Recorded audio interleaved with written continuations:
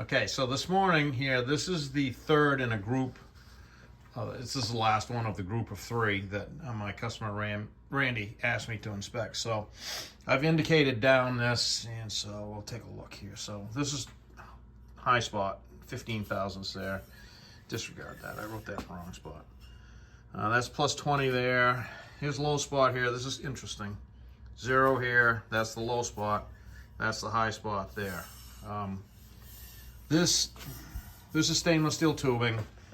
Don't know why exactly. I mean, I wouldn't, and I don't recommend anybody reaching into the world of other types of tubing to build drive shafts out of when there's engineered tubing to fit the ends to do this job.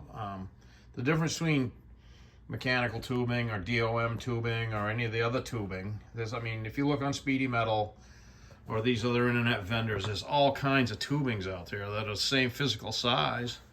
But the difference between those and these and correct tubing, drive shaft tubing like Spicer, Neapco, PTI, you know, some of the manufacturers that make the stuff to do this job is that tubing has been through straightening lines.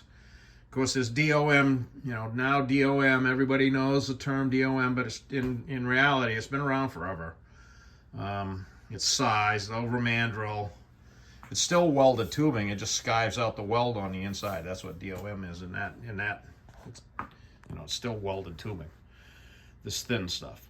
So I wouldn't use any other tubing than the tubing that was designed to do the job. Basically, I mean, that's the end of the story.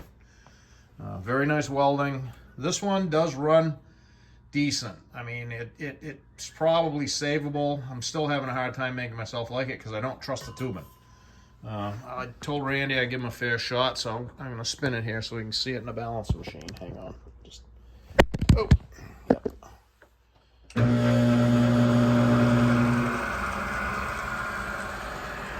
He said he'd run this in a car for a period of time. It does come on pretty hard at the axle end at about 1900 RPM. And we'll watch it. It's pretty busy down at the rear axle end. That's the transmission, that's the rear axle. And we'll watch it. It's going to turn up there. I can tune that out of this one. I'd straighten it a little bit. Of course, it's going to get some weights, but that's the way this one looks. So this one, you know, it's savable. I don't recommend it, and this will be the last one of these that I'll do because there's no reason to use this stuff. Like I said before, when there is the correctly engineered tubing to do these jobs that goes through a straightening process and is swedged, you know, and it's sized correctly so it presses up correctly.